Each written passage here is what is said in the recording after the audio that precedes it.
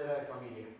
Y además hoy estamos estrenando un nuevo formato, lo estamos haciendo a través de nuestro Facebook, Instituto de la Familia-Universidad de La Sabana. Y lo hemos hecho así para esta última emisión del 2019, para tratar de buscar interactuar muchísimo más con ustedes, de que puedan acceder de manera mucho más fácil, de que podamos tener un contacto mucho más directo con todos ustedes a través de esta gran plataforma que es Facebook. Hoy también es una ocasión especial. Hoy el Instituto de la Familia estamos cumpliendo 30 años de haber iniciado labores, de haber iniciado trabajo, y son ya 3 décadas en las cuales desde la academia, la investigación, la proyección social, hemos buscado desde el quehacer universitario a aportar siempre a nuestra vida académica para una visión integral, la promoción, el cuidado y el fortalecimiento de la familia. Un agradecimiento especial a Unisabana Medios de la Facultad de Comunicación de la Universidad de La Sabana, que nos ha apoyado durante todas estas transmisiones, y un saludo especial a todos los funcionarios, administrativos y directivos que en un aula que se ha acondicionado para tal, aquí en la universidad están siguiendo esta transmisión. Un saludo especial a todos ellos. Hoy nos convoca un tema que va a ser, digamos, la secuencia de lo que se abordó hace un mes en la cátedra del mes de octubre, en donde trabajamos el tema de las adicciones. Tuvimos 2 invitadas de lujo, la profesora Ángela de la Facultad de Psicología de la Universidad de La Sabana y la profesora Aida del Instituto de la Familia, quienes nos dieron sus perspectivas sobre el tema de lo que conocemos como las adicciones. Pero las personas que participaron nos han pedido, no solo los profesores, sino además los participantes en esa cátedra, nos pidieron que abordáramos el tema, lo tratáramos de complementar, también teniendo en cuenta muchísimo algo que alcanzamos a tratar hace un mes, pero que todavía nos quedaron muchísimas cosas ahí, que fue todo el tema de el trabajo desde casa, cómo la familia, cómo los padres de familia se vuelven un factor diferenciador, una barrera de protección, un muro para evitar que niños y adolescentes y adultos también caigan en la trampa de las adicciones, o lo que en su momento nos definieron muy bien nuestras invitadas como las dependencias. Hoy volvemos a contar con la profesora Ángela, aquí se me perdió el apellido, Trujillo, gracias. Ángela Trujillo, ella es profesora de la Facultad de Psicología, psicóloga, PhD en Psicología Clínica y de Salud, también DEA en Psicología Clínica y de la Salud. ¿Eso qué significa? Ese es un título previo al doctorado. Bueno, entonces, lo importante, pero va previo al doctorado. Para llegar al doctorado hay que hacer los pasos previos. Muy bien, muchísimas gracias por acompañarnos nuevamente. Y tenemos también como invitado al profesor Juan Carlos Cuervo, quien es psicólogo, magíster en asesoría personal, familiar y gestión de programas para la familia de aquí de la Universidad de La Sabana, ¿verdad? Así es, Juan Camilo, muchas gracias por la invitación. ¿Y usted actualmente dirige un departamento en el Instituto de la Familia? Sí, he sido encargado para dirigir el Departamento de Dinámica Interna de la Familia, así es. Bueno, muy bien, a los dos muchísimas gracias por acompañarnos. Muy bien, voy a iniciar con Ángela para retomar un poco lo que hace un mes abordamos. Y es que en principio lo que llamábamos adicciones, usted nos mencionó que pues el término se usaba, pero que había otro término, un concepto que era mucho más clarificante, mucho más preciso. ¿Cuál fue ese término y por qué? Bueno, el término que utilizamos en ese momento y que hablamos ese día fue precisamente el de dependencia a las sustancias, que tiene unas características muy específicas sobre básicamente qué es lo que tiene que pasar para uno diagnosticar a una persona con dependencia, ¿no? Entonces son las características que se tienen en los manuales diagnósticos y que además pues, son los criterios que la persona debe cumplir, que tiene una parte fisiológica muy fuerte y que tiene además pues, una parte psicológica también muy clara asociada a este tema, ¿no? Muy bien, entonces cuando hablamos de dependencia, cuando hablamos de esto, hablamos de que alguien es, más que adicto, es dependiente de, que puede ser a qué cosas. Hay gente que puede ser dependiente al dulce, a una droga, al alcohol, o este término se reduce únicamente a ciertos elementos. a ciertos elementos. Digamos que eso es lo importante de utilizar el término de dependencia, porque entonces es más a la dependencia a sustancias psicoactivas que tienen este efecto biológico donde se modifica, digamos, en toda la parte bioquímica del cerebro y genera esta dependencia física. Hay algunas conductas que tienen estos efectos también en el cerebro, pero digamos que lo principal sí son las sustancias psicoactivas. Muy bien. El profesor Juan Carlos también ha trabajado el tema de, digamos, de adicciones o de dependencia, ¿verdad? Porque usted ha dado también unas sesiones a colegios y a otras instituciones sobre el tema. ¿Por qué hay que abordar este tema? ¿Por qué un tema como una adicción o la dependencia es importante trabajarlo? Pues claro que sí, Juan Camilo, porque nosotros desde la visión integral que tenemos del ser humano, sabemos que cuando una persona tiene una adicción, cuando una persona se centra en algo en particular, deja de lado muchos elementos que complementan cada una de sus dimensiones. Estamos hablando a nivel físico, como lo decía la profesora Ángela, a nivel emocional, a nivel intelectual, a nivel espiritual incluso, comienzan a dejar de lado muchas cosas por centrarse solo en una adicción. Entonces estas cuestiones que muchas veces tienen su asiento en, digamos, en las dinámicas internas que se dan dentro de la casa, estas adicciones se presentan en muchas ocasiones por carencias, por falencias, comienzan a afectar ese desarrollo integral que se tiene que dar en la familia como un sitio privilegiado precisamente para ello. Entonces las adicciones comienzan a ser como una especie de, valga la metáfora, de palo en la rueda para ese desarrollo integral que debe existir en las personas. No es posible hablar de alguna adicción que sea favorable, positiva, es decir, si yo soy adicto al orden, si es que se vale, si soy adicto a la limpieza, adicto al buen trato, si es que existiera, no es posible ver que una dependencia o una adicción puede tener un carácter positivo, o siempre esa connotación de dependencia o de adicción va a generar ese palo en la rueda.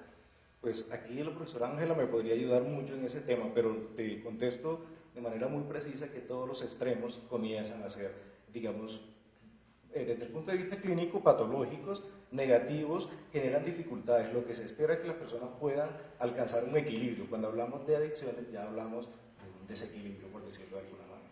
Bueno, muy bien. Ángela, ustedes en la Facultad de Psicología, aquí en la Universidad de La Sabana, ustedes han desarrollado con otros profesores y otros investigadores, han desarrollado diferentes proyectos en donde han abordado esta temática. Hay dos que son estudios que bien vale la pena que la gente conozca, especialmente pues, los médicos, obviamente los psicólogos, pero en general los ciudadanos. Dos en los cuales ustedes abordan unas temáticas muy interesantes. Voy con el primero de ellos. El tema de cómo las dinámicas familiares pueden llegar a afectar o pueden llegar a ser un detonante para el consumo de alguna sustancia, generar alguna dependencia. Explíquenos un poquito qué consistió ese estudio y qué conclusiones se trajo. Bueno, esto ha sido una agenda de investigación que hemos tenido con el grupo de investigación nuestro. En este trabajamos precisamente con Diana Obando, que también es profesora acá de la Facultad de Psicología, y con Carlos Trujillo, que es un profesor de Administración de la Universidad de los Andes. Tenemos toda una agenda de trabajo donde precisamente estamos identificando factores de riesgo y de protección que estén muy asociados al consumo de sustancias y que expliquen este tipo de conductas.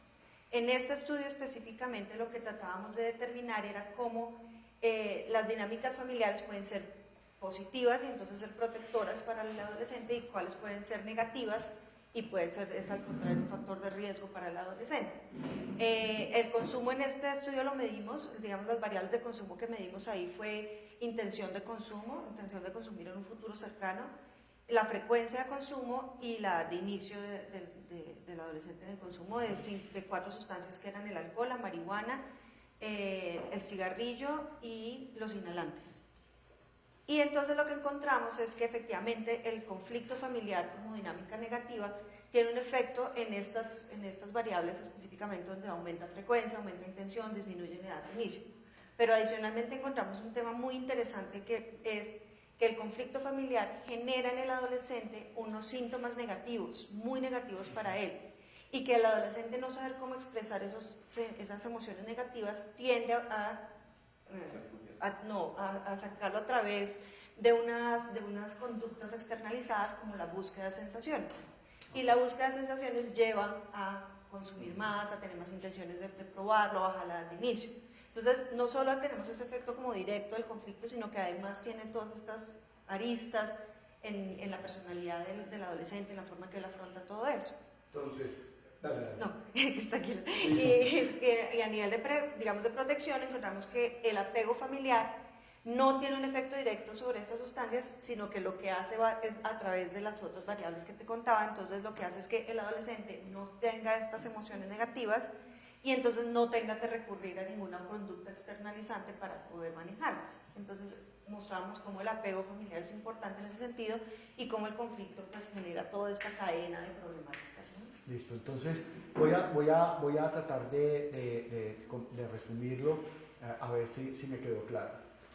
Sí existe una relación entre dinámicas familiares negativas y posibilidad de un consumo de algún tipo de sustancia, alcohol, marihuana, cigarrillo o inhalantes, que fue de pronto dentro de los que ustedes abordaron.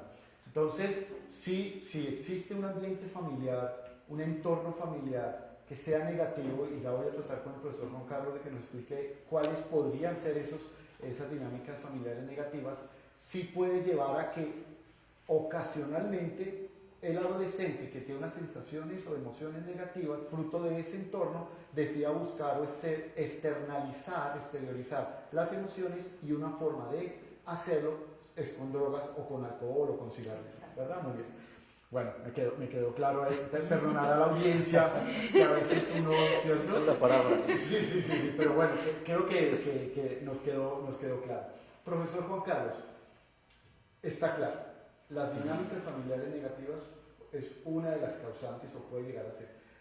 ¿Qué es una dinámica familiar negativa? ¿Qué tipo de dinámica? Que los papás peleen, que no haya plata, que haya violencia, ¿cuáles son?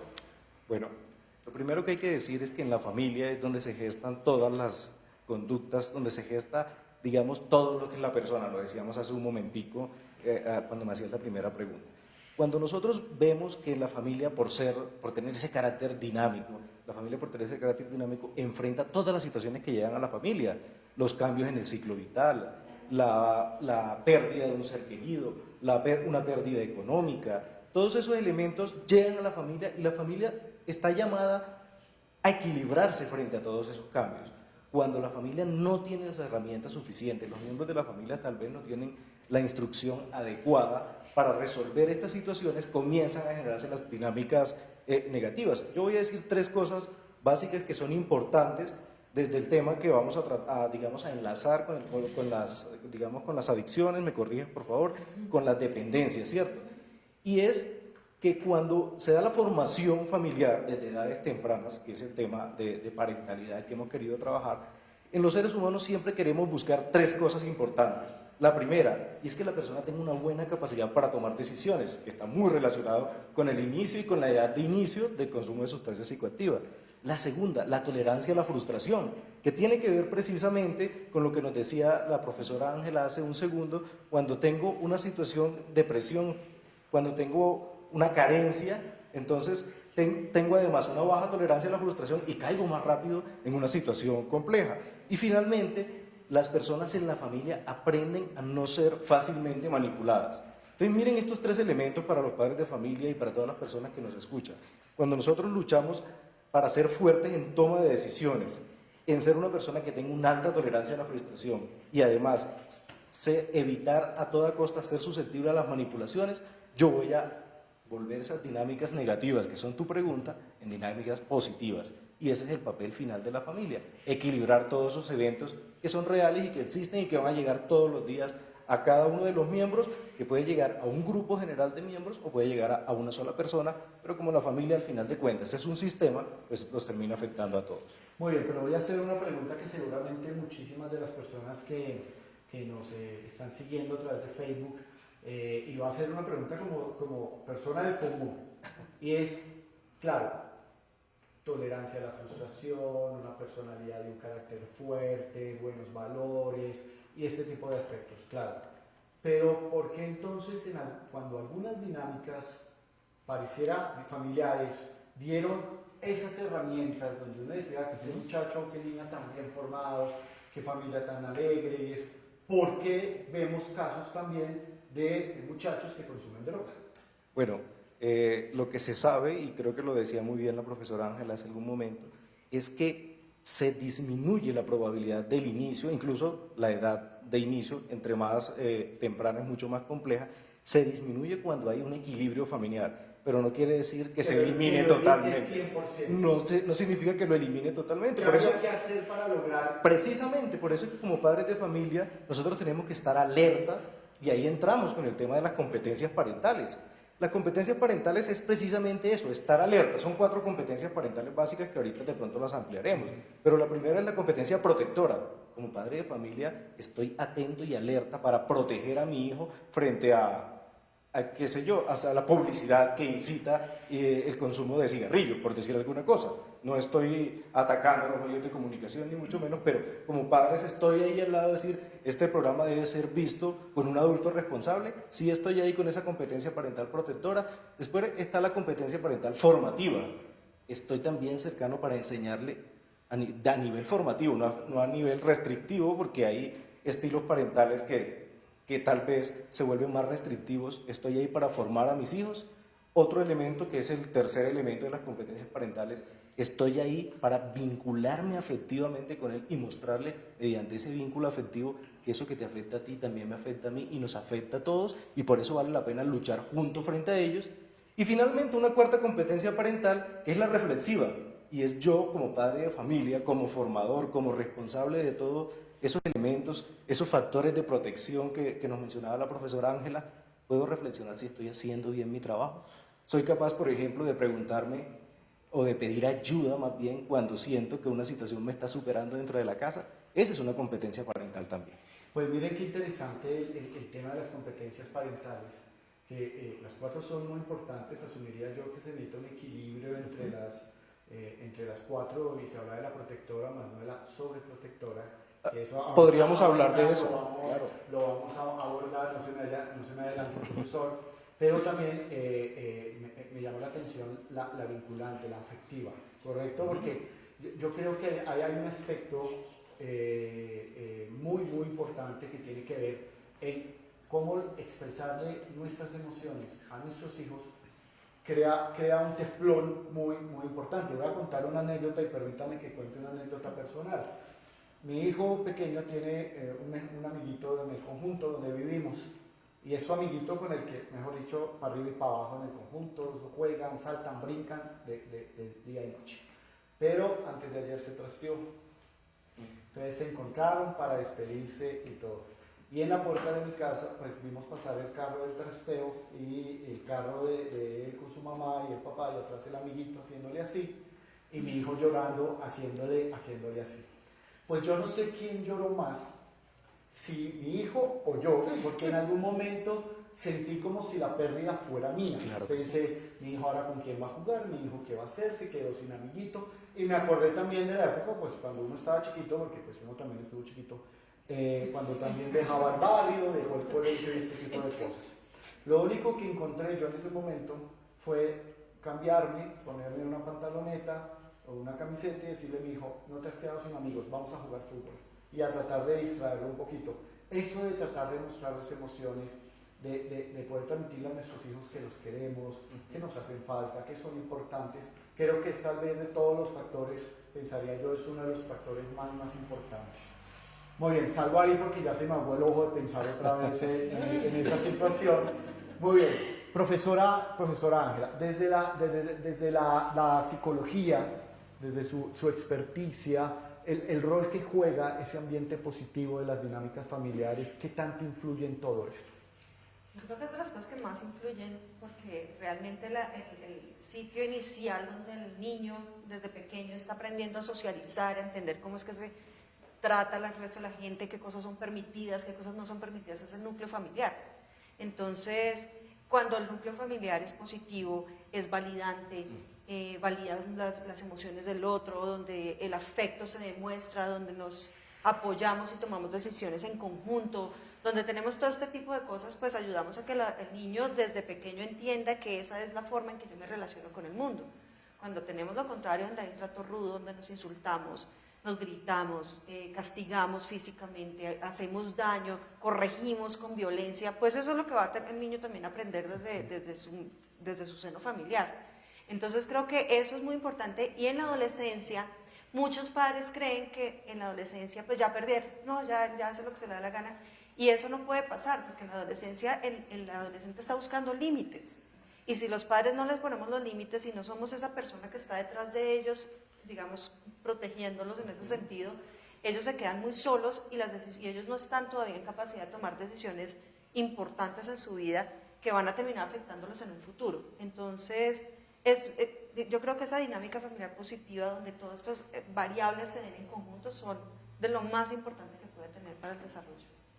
Los seres humanos tenemos 4 agentes socializadores, entre ellos la familia, la escuela, pues el colegio, jardín, antejardín, bueno, todo este sistema, los amigos, que tienen una fuerte influencia, y los medios de comunicación, que hace ya, digamos, tiempo dejaron de ser el cuarto y casi que hoy día son el primero, ¿cierto? Saliéndome, bueno, no creo que no me salgo del tema de la familia, pero quiero irme al tema de los amigos también, porque los amigos también juegan un papel fundamental, porque no necesariamente el proyecto educativo familiar de los hijos de nuestros amigos, el famoso PEF, o que se denomina el PEF, es afín al que hemos tratado o hemos buscado transmitir en casa. Además del tema de la protección, del amor, del vínculo, ¿cierto? De todos estos factores parentales y competencias parentales que el profesor Juan Carlos nos explicó, ¿cómo lograr con el tema de los amigos? Porque ahí donde puede venir por el tema de socializar y ese tipo de cosas, una presión muy fuerte. ¿Qué opina usted al respecto? Una presión fuertísima viene desde ahí, porque precisamente estoy de acuerdo contigo con lo de los niveles de socialización de los adolescentes. Nosotros también trabajamos desde entender sus niveles de socialización, sus características, la parte familiar, el colegio, los padres y la comunidad en la que él se mueve. Los padres claramente tienen un rol importante, sobre todo en la adolescencia, eso también hay que entenderlo en el momento de desarrollo que está. Y en la adolescencia estos padres pueden llegar con unas creencias y con unas posibilidades de acción que no necesariamente están de acuerdo con las que uno ha trabajado con ellos en su familia, y hay padres que permiten cosas que uno probablemente no permite y tienen límites más laxos, ¿sí? Entonces, lo que uno hace normalmente, o lo que se debería hacer normalmente, es apoyar a estos adolescentes en el proceso de reconocer que amigos son positivos, que amigos realmente, digamos, dan para el desarrollo de ellos, que amigos les están aportando, que aprendan a reconocer qué decisiones los hacen a sentir a ellos raros, que reconozcan en su cuerpo, por ejemplo, esas cosas que empiezan a pasar que lo hacen sentir que uno no está haciendo algo bien, cuando no está de acuerdo con el otro, que reconozcan eso en nosotros y que acepten también que hay diferencias, porque es que tampoco nos vamos a poner, porque hay padres que prohíben amistades y eso es terrible, porque entonces lo que genera es una curiosidad y unas ganas de rebelarse ante eso, sino que aprendan a reconocer y a poner en un balance qué cosas me hacen daño, qué cosas no me hacen daño, y eso viene en ese momento vienen de la familia. Esas herramientas se las damos a nosotros y toca dárselas y confiar en que ellos aprendan y que las manejen en esas condiciones. Y uno lo que ayuda es mucho con el diálogo, con el mostrarle, con el hacerle reflexionar sobre, fíjate que tu amigo hizo esto, ¿tú qué opinas? Mira lo que les pasó, ¿qué piensas sobre esto? ¿Qué te hizo sentir sobre todo? Eso es muy importante. Y eso también a ellos les ayuda a ir balanceando un poco qué es lo que necesitan y a reconocer que las otras familias tienen reglas diferentes, que a pesar de que en esa familia se permitan unas cosas, él trae las suyas y debe mantener esos principios y esos valores firmes ante ese tipo de cosas, porque eso para toda la vida será importante, ¿no? Profesor Juan Carlos, y en un tema que se me hace agua a la boca, porque uno de los agentes también que ejercen muchísima presión es todo el tema de los medios de comunicación. Sí. Porque en las películas, en las series que nuestros niños y adolescentes hoy día consumen, pues digamos los valores están un poco alterados, ¿no? Cambiados. Hoy les están diciendo que primero sexo, después amor, nuestro héroe consume marihuana y es normal, nuestro héroe se emborracha y es normal, nuestra heroína tiene relaciones sexuales desde los 15 años, bueno, vemos una cantidad de fenómenos y eso. También pensaría yo que el factor de acompañamiento, de protección, usted lo mencionaba anteriormente, Claro que sí. pues entra ahí. Frente al tema de los medios de comunicación, un tema que usted también ha trabajado un poco más desde el tema digital, pero que aplica perfectamente, ¿hay cuál podría ser la principal recomendación? Porque tampoco se trata hoy, en la era de las plataformas de video bajo demanda tipo Netflix, prohibirles hoy es muy complicado, pero ¿qué pautas se podrían manejar aquí? Bueno, yo ahora que escuché a la profesora Ángela frente a no prohibir, que es un tema que es bien importante, me recordaba una competencia parental, una de las competencias parentales protectoras, que es, por ejemplo, conocer a los amigos de mis hijos. Yo necesito conocerlos, saber quiénes son. Porque esto de ver televisión, de invitarse por redes sociales a ver series, de decir si no ves tal serie o si no sigues a tal youtuber, te hace estar por fuera de la moda, eso llega a través de los medios de comunicación. Entonces, lo que yo tengo que hacer como padre de familia es entrar en ese mundo, conocer de qué se trata lo que le interesa a mi hijo y hacer digamos, una conversación por supuesto con palabras que el niño pueda entender. Yo, sí, lo decía la profesora también, tengo que reconocer en qué estadio del ciclo vital está el niño, si es un niño de primera infancia, si es un adolescente, pero lo más importante es que yo sepa qué es lo que está viendo mi hijo. ¿Por qué además él se interesa por ver eso? ¿Por dónde le llegó todo ese deseo, esa ambición por pertenecer a un grupo que se valida cada vez socialmente? Es que ver tal serie, es que seguir a tal superhéroe, esos superhéroes que usted decía que primero está el sexo y después el amor, es lo que me hace estar de moda. Si yo me siento con el niño y le pregunto cuál es el beneficio que tú sacas de esto, tú reconoces que eso podría tener posibilidades o aspectos positivos, pero también cuáles serían negativos. Y me pongo a co-construir con el niño esa conversación para que él mismo pueda reflexionar y fortalecer las virtudes como la prudencia, por ejemplo.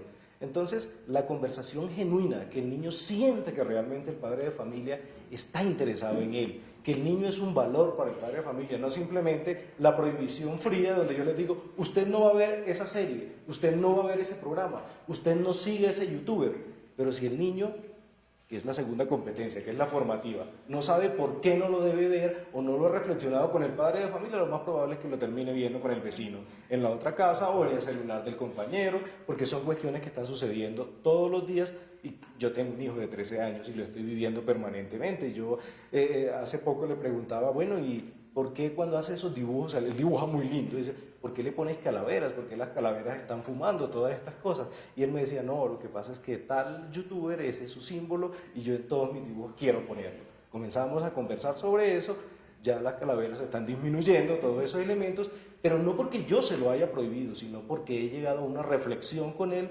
donde él no va a seguir una orden de manera ciega, sino que él también puede decidir. El niño tiene la capacidad de decidir dentro de la casa.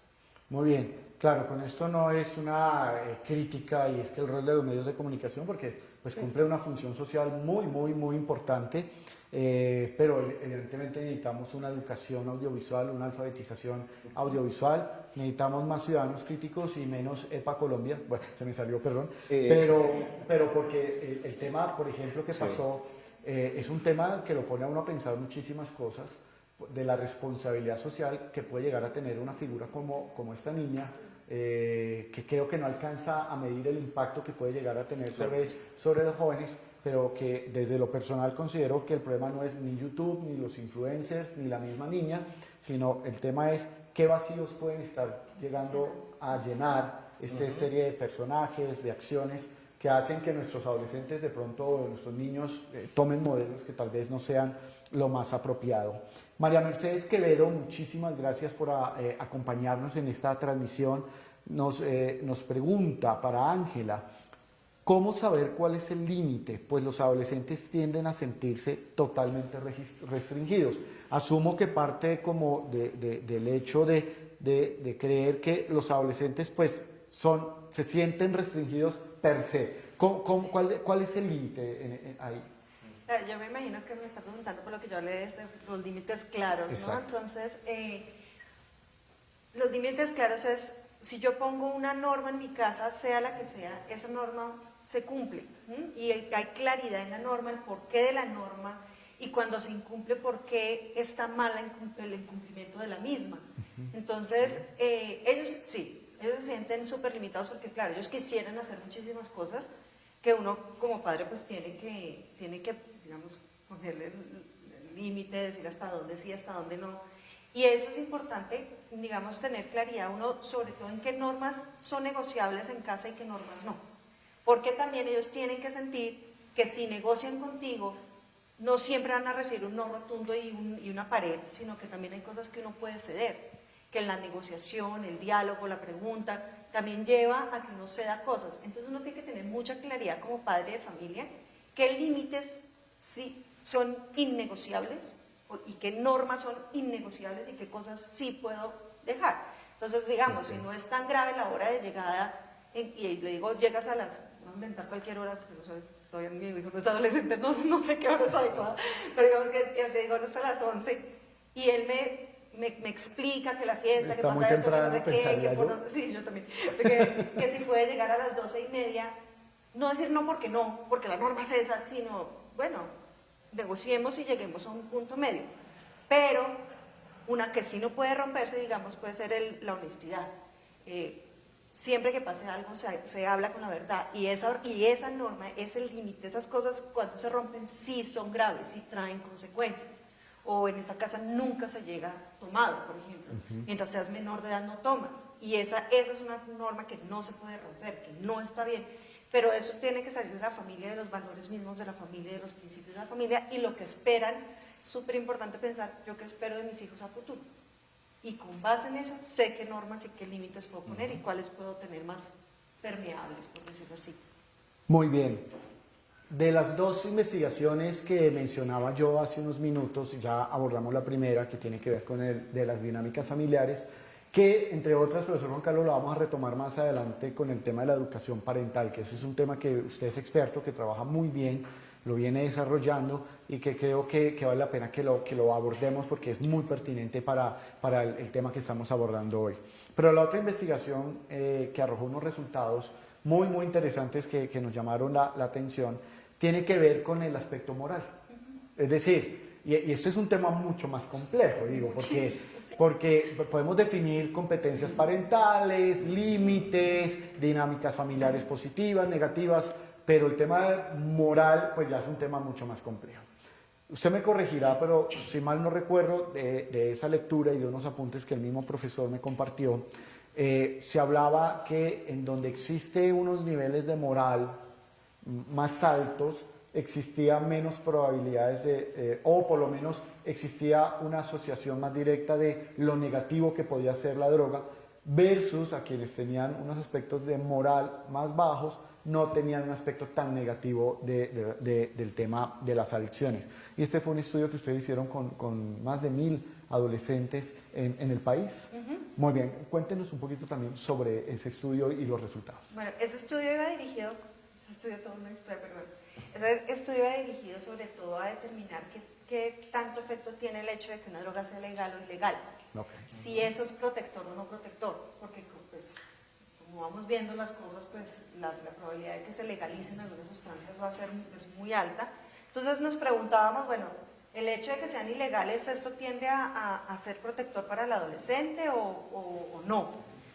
Y dentro de una de las cosas que nosotros medimos es las creencias en un orden moral, más que en la moralidad per se del adolescente, en las creencias en un orden moral que hace referencia a qué tanto siento yo o qué tanto veo que se debe hacer el bien, qué está bien, qué no está bien hacer, hasta dónde va mi límite como persona y dónde empieza el límite de los otros, ¿sí? Hasta dónde yo puedo, digamos, llegar porque pues ya me paso a los derechos del otro, y es como esa noción que tienen ellos. Y lo que encontrábamos en el estudio es que cuando las drogas son ilegales, claramente si yo tengo unas creencias en orden moral alto, esto sí se vuelve un protector, porque pasarme ese límite, porque tener eso, pues me dicen, eso no está bien, eso no es adecuado, eso es saltarme una norma clara que va en contra de la sociedad, va en contra de todo eso, entonces no lo quiero hacer. Perdóname, aquí que le interrumpa, es decir, el solo término y lo que implica la carga moral, que implica el término ilegal, ¿ya me crea un condicionante? Sí, lo que encontramos fue eso, que efectivamente para aquellos que tienen una alta percepción moral o altas creencias morales, sí el hecho de que la droga sea legal sí lo para de llevar a consumirla o a probarla. Cuando la droga es legal, entran a jugar otra cantidad de variables porque esa parte ya no está. Ya la persona no tiene esa dualidad entre esto lo puedo hacer o no lo puedo hacer, teniendo claridad y la salvedad de que aún para la menor de edad, consumir cualquier sustancia, si sea legal, está fuera de la ley. Entonces ahí hay una doble legalidad también que juega un rol importante, ¿no? Porque pues están las drogas ilegales para cualquier persona de cualquier edad, pero hay unas que sí son legales para mayores de edad, no legales para menores de edad. Entonces, ellos lo que persiguen es cuando ya tenga yo la edad suficiente para poder consumir alcohol y cigarrillo, que son las legales, lo voy a hacer probablemente porque ya no estoy saltando ese límite a lo ilegal. Entonces, estas creencias morales sí es importante tenerlas, sobre todo para temas de drogas ilegales.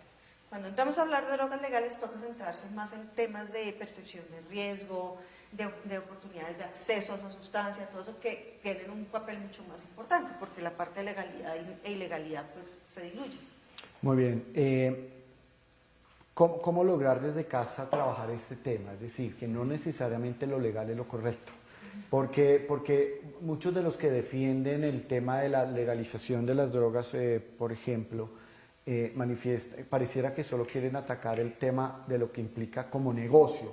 ¿Me explico? O sea, si lo vuelvo legal, si lo legalizamos, dicen quienes promueven la legalización de la droga, por ejemplo, si lo legalizo, pues la cadena de producción, de consumo se cae porque entonces el precio baja por la oferta, por esto, por una cantidad de cosas, eso. Pero, claro, esa es una sola arista de este complejo tema.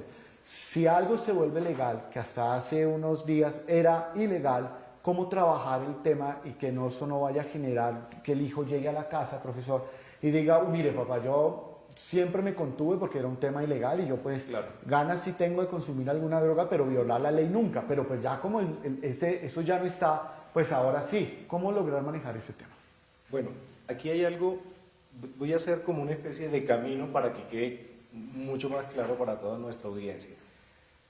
Cuando hablamos de la educación parental como tal, nosotros tenemos que entender que el producto de esa educación parental que hemos tenido que recibir nosotros desde la infancia y ahora como padres tenemos que educarnos permanentemente en la parentalidad, me va a dar como producto precisamente la parentalidad positiva, que es ese ejercicio de haber adquirido una buena educación parental. Muy bien, la parentalidad positiva es una consecuencia, un producto de una buena educación parental. Claro, porque como lo veíamos en las gráficas que presentábamos a la audiencia, son esos casos exitosos en la crianza que hemos tenido, pero eso no es gratis. Esos casos exitosos parten y surgen de la educación que han recibido los padres de familia, de esa educación parental. Pero ahora hay un elemento que va a complementar nuestras investigaciones y los trabajos que estamos desarrollando al respecto, y tiene que ver con un elemento nuevo hoy aquí, digamos, en esta conversación, y es la educación del carácter. Estamos trabajando el tema de la educación del carácter, porque cuando nosotros hablamos y le enseñamos en los colegios a nuestros hijos normas, reglas y todas, incluso estas competencias parentales que hemos hablado, estamos hablando de las, digamos, de las habilidades cognitivas que le enseñamos a los jóvenes, y las no cognitivas muchas veces quedan de lado. Las que han llamado muchos autores, especialmente en Estados Unidos, las soft skills. Estas soft skills no son otras cosas que la tendencia que tiene el joven y cómo ha aprendido a tomar una decisión. Yo tengo aquí algunos apuntes que son bien interesantes, que los saqué de una investigación que ha hecho el profesor Ignacio de Bofarul. Y él dice, pero aprovechemos mientras claro dice sí, que me ponga la producción, me ayude colocando ese primer slide que tenemos en pantalla sobre la parentalidad positiva. Así es. Sí, ahí lo tenemos, entonces pero continúe usted pueden con ir el tema verificando aquí lo que acabamos de decir. Pero cuando nosotros hablamos de esta parentalidad positiva que surge de la educación parental, tenemos ese elemento asociado a que es la educación parental, que es la educación del carácter. Mire, en este tercer milenio que es complejo, que como le decía el profe, lo ilegal en cualquier momento se vuelve legal, lo que importa es cuál es la formación que ha traído este joven desde la casa. Entonces, necesitamos habilidades robustas, pero a la vez flexibles. Dice esta investigación de Ignacio Bofarul en la Universidad Internacional de Cataluña, que tenemos que ser fuertes, tiene que ser robusta esta formación.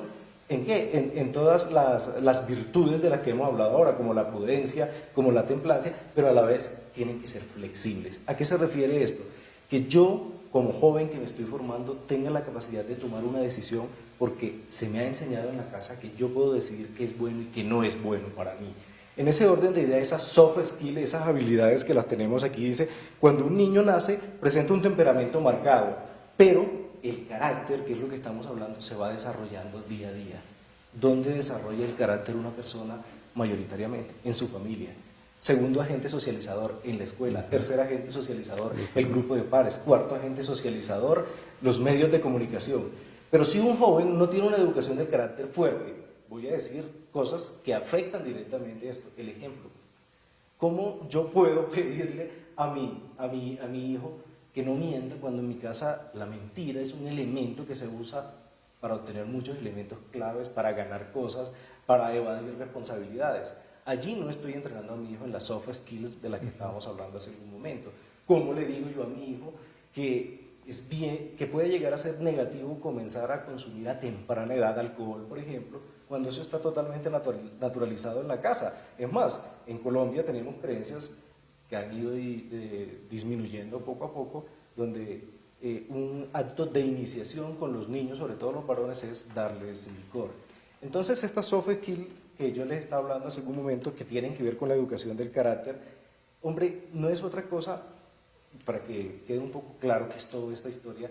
El carácter, lo dice en esta investigación, es un motor personal que constantemente regula la secuencia de la cognición, deliberación, decisión, acción. Lo pienso, lo analizo, tomo una decisión y allí es donde se materializa la acción. Si yo no le enseño a mi hijo este camino, que lo voy a repetir: cognición, recibir toda esta información; deliberación, poner en tela de juicio todos estos elementos que me están llegando; tomar una decisión. Para tomar una acción, si el hijo no conoce esa ruta, es muy probable que caiga fácilmente en estos elementos de adicción, en estos elementos de dependencias, que sabemos que hoy en día no solo es a las sustancias psicoactivas, también hay dependencia a los videojuegos, a la pornografía, que es un elemento que también se ha estudiado, ya tiene algunos estudios. Hay autores que lo denominan la droga del siglo XXI. Lo denominan la droga del siglo XXI, unos estudios muy interesantes donde muestran todo este asunto neuroquímico que nos hablaba la profesora hace un momento.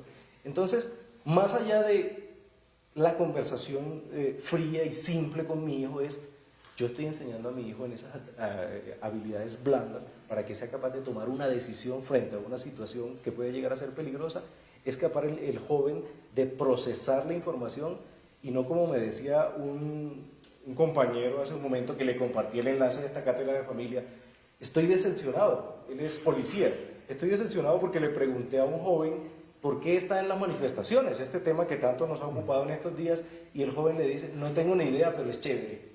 Ahí lo que uno se da cuenta es que las habilidades blandas no están. Entonces, trabajar todas estas soft skills, estas habilidades de carácter, va a ayudar precisamente a que un joven pueda tomar una decisión cuando dice: oiga, algo que era ilegal ya hoy es legal, entonces, ¿lo tomo o no lo tomo? Eso es lo que tenemos que trabajar con nuestros hijos. Muy bien, voy a hacer un alto acá antes de seguir con el tema de la educación parental para una parentalidad positiva, ¿cierto? Porque tenemos varias preguntas y hay unas preguntas que creo que nos van a llevar más de los 20 minutos de lo que tenemos acá. Para retomar un poco lo que veníamos hablando con la profesora Ángela sobre el tema de ilegal o legal, ¿cierto? Santiago Cárdenas, a quien agradezco muchísimo que nos esté acompañando, Santiago, plantea su inquietud de la siguiente manera. Tengo una pregunta. Lo que está diciendo es que si las drogas son ilegales, genera un conflicto moral en la familia, la moralidad es igual a la ley. Es decir, la pregunta es, si hoy el Estado colombiano legaliza el uso recreativo de la droga, ¿la moralidad de la familia cambia al igual que la ley? No, yo no dije eso. En ningún momento hablé de la Le vale la moralidad pena de la para que familia. lo aclaremos. En ningún momento hablé de la moralidad de la familia ni de la moralidad del adolescente. Podría de pronto llegar a afectar la moral que se enseña en la familia. ¿O se vería más en discusión? Digo, por el ejemplo que yo les ponía, eso no se hace porque además de que hace daño, es ilegal, pero bueno, dejó de ser ilegal. Entonces, ¿dónde quedan esos valores, esa moral que yo estaba enseñando cuando ya un término, un concepto me cambió todo un panorama? Claro, pero tú no estás hablándole a tu hijo del tema de la legalidad y ilegalidad como un tema moral que cuando se rompe, no, pues porque tú lo que estás ahí mostrando, o sea, cuando hablas de por qué no está bien consumir o no, digamos, una de las partes que sí habla uno, que lo haces cuando lo haces con el alcohol, por ejemplo, que es legal, es por qué no está bien consumir, en qué punto el adolescente, digamos, el niño que está todavía en desarrollo del alcohol le genera las cosas que le puede generar a nivel cerebral y su desarrollo, por qué tiene este impacto, por qué un adulto sí puede consumir, porque a veces los mismos niños dicen, pero ¿por qué tú sí tomas y yo no puedo? Entonces uno ahí tiene que entrar que primero, más que porque sea legal o no legal, es porque yo ya tengo mi cerebro desarrollado, yo ya tengo mi capacidad de toma de decisiones, yo ya tengo todo esto que eso sí se ve afectado cuando un menor de edad no lo está haciendo, que de hecho se desarrolló hasta los 21 años, ni siquiera hasta los 18. Entonces, antes de los 21, esto sí tiene un efecto cerebral, tiene un efecto en todo. Y la capacidad del adolescente de tomar decisiones todavía no está del todo desarrollada en su totalidad, digamos, a nivel químico y a nivel cerebral. Esto no está en todo su esplendor, por decirlo así. Entonces, obviamente, no sabe tomar unas decisiones correctas porque no puede, por su desarrollo no puede. Entonces, es el adulto el que tiene que darle esto. Ahora, cuando él habla de la moralidad de la familia y todo eso, no, yo no me refería a eso, sino a las creencias en un orden moral. Es el reconocimiento de qué es lo que está bien y que hay cosas que están mal en que puedo hacer y que no puedo hacer. Que está mal hacer trampa en un parcial, que está mal robarme algo porque nadie me está mirando y solo porque nadie me está mirando lo hago. Ese tipo de cosas, ¿sí? Entonces, cuando creo en ese tipo de cosas, obviamente, cuando a mí me dice el Estado algo no es legal llevar armas, no es legal consumir sustancias como la heroína y ese tipo de cosas, no es legal ciertas cosas, pues yo me uno y encajo con eso porque entiendo que es que esto es un bien que va más allá de mí, es una cosa que afecta a la sociedad, que nos afecta a todos. Entonces lo entiendo así y por eso también las asumo como eso no está permitido, además de todo lo que hacen, pues no está permitido porque está fuera de la ley. Y eso, de hecho, es una cosa en las que nosotros trabajamos cuando hacemos prevención con las familias y todo este tema, es enseñarle al padre a que la ley también se cumple en casa, porque como le hablo yo de cumple la ley, cumple las normas, pero cuando vayas a tomar, toma en mi casa para que yo te pueda vigilar y pueda estar contigo, pero al mismo tiempo le estoy diciendo, pero es que en mi casa sí nos saltamos la ley cuando nos conviene. Tiene menos de 18 fuera de la casa como dentro de la casa. Exacto, entonces después me dicen, ay, pero es que él ahora entonces hace cosas que no ve, pero él nunca fue claro en que es que para él, para el adolescente, saltarse la norma en el momento que le conviene es permitido, porque así se lo di, así se lo enseñé. Entonces es más por ese lado y es un tema más de las creencias en un orden moral, no en una moralidad como la entienden, como se entiende desde la filosofía y desde no, esto es una medicina.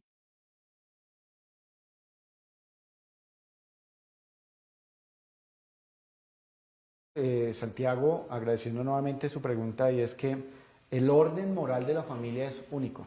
Puede que afuera todo sea un desorden, pero el orden de la familia es único. ¿Sí? No importa si alrededor todo sea un desorden, como lo vemos en algunos aspectos, pero la familia tiene un orden y ahí está. Muy bien.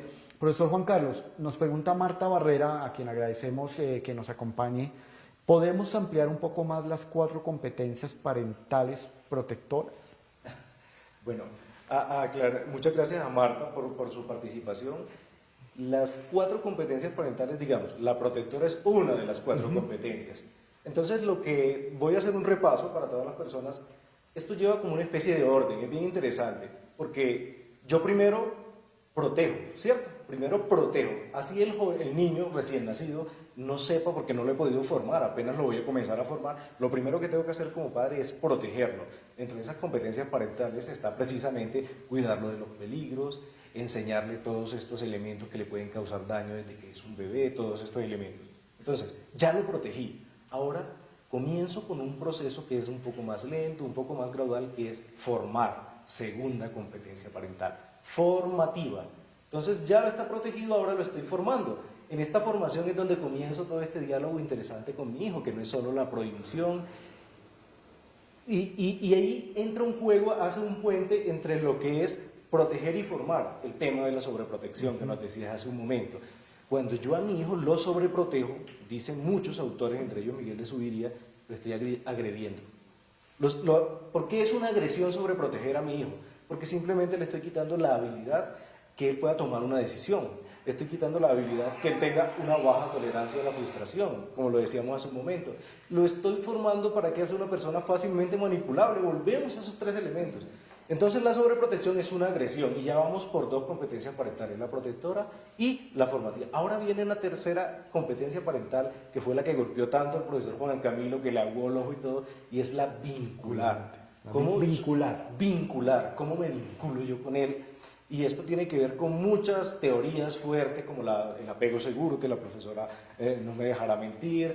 Esto apoya a las teorías de la resiliencia también, la teoría ecosistémica de Brenner, todos apoyan todo este elemento.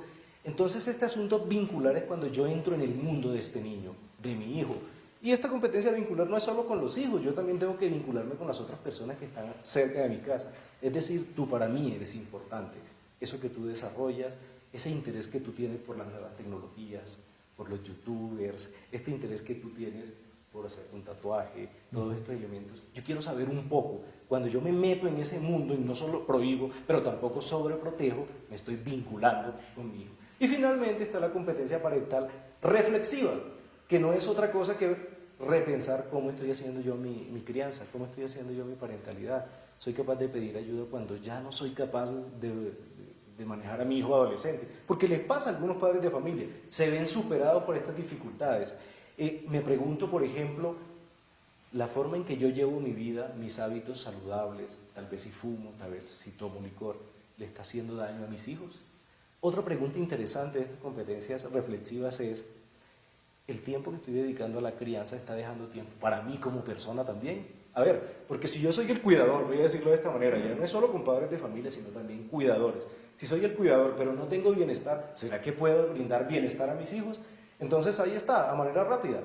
Protectoras, formativas, vinculares y reflexivas. 4 competencias parentales que Esteban Gómez Mucio en Chile hizo una escala que se llama E2P, donde se hace una evaluación de todas esas competencias parentales, la ha ido normalizando para Latinoamérica y se maneja mucho, digamos, a nivel teórico y a nivel académico en nuestro medio. Muy bien. Bueno, el tiempo se va agotando, esto ya pasa muy rápido, ya nos toca empezar a recoger algunos de los aspectos.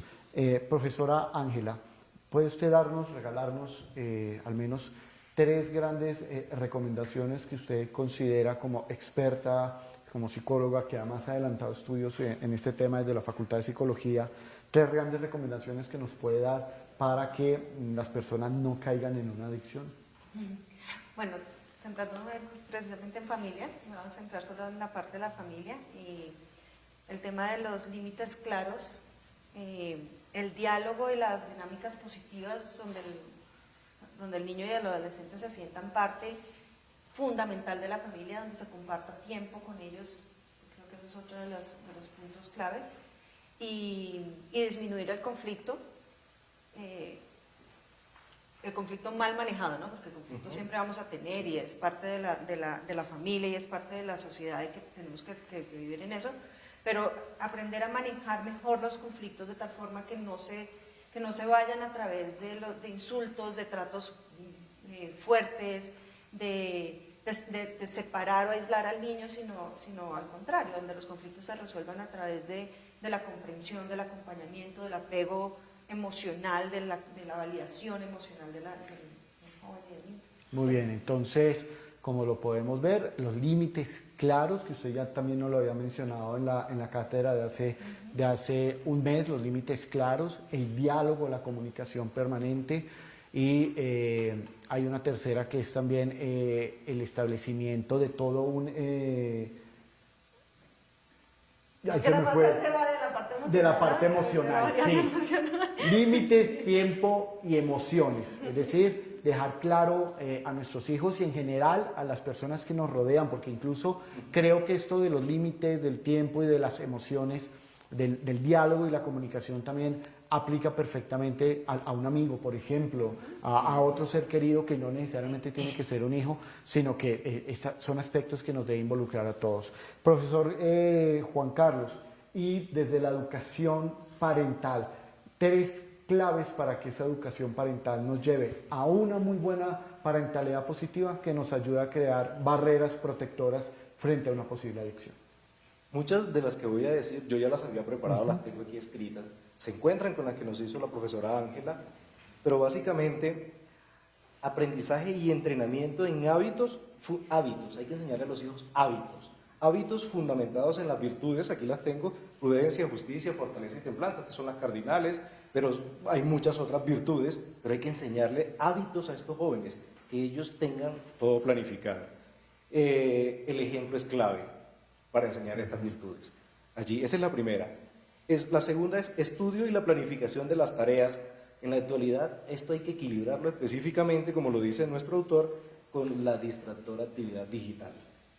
La actividad digital está presente en los hijos, muchos de estos son nativos digitales, ya este término lo habíamos hablado, pero hay que precisamente planificar todo teniendo en cuenta esto. Tercera, cuando eduquemos debemos motivar a que los niños y jóvenes se ilusionen con el objetivo que quieren alcanzar. No es solo haga esto para que obtenga esto. ¿Por qué? Ellos tienen que estar ilusionados con ese objetivo, para que lo hagan con emoción, con ganas, para que estas virtudes se vean orientadas hacia el bien. Y cuarta y última, usted me había pedido 3, pero yo tengo 4, hay que exaltar las fortalezas personales de todos los miembros de la familia. No es solo estar allí como pendiente, saber en qué se equivocó para darle duro, sino todo el tiempo decirle, usted es bueno para esto, y canalizar todo hacia allí. Hombre, ¿en qué se reflejan todas estas 4 recomendaciones en conjunto con la que dice la profesora? En una construcción de ciudadanía y una democracia de calidad.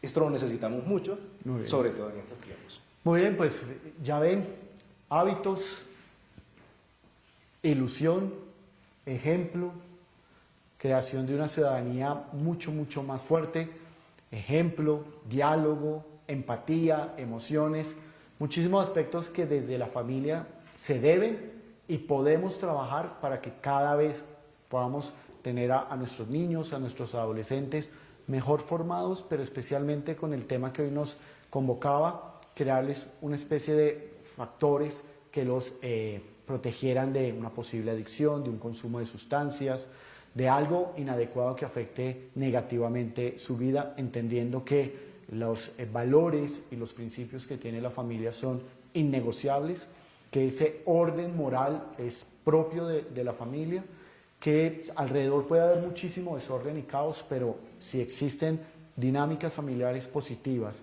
si existe un ejemplo, si existe un trabajo fuerte desde casa, en donde las emociones, el diálogo, el tiempo juntos de calidad está presente, pues ayudaremos a prevenir a que exista alguna dependencia o alguna adicción a nuestros niños y adolescentes en nuestros hogares y ojalá pues al entorno más cercano. Profesores, muchísimas gracias por acompañarnos. Ángela, gracias. Profesor Juan Carlos, muchas gracias. A todos, muchísimas gracias. Cerramos hoy nuestras 10 emisiones de la Cátedra de Familia para el 2019.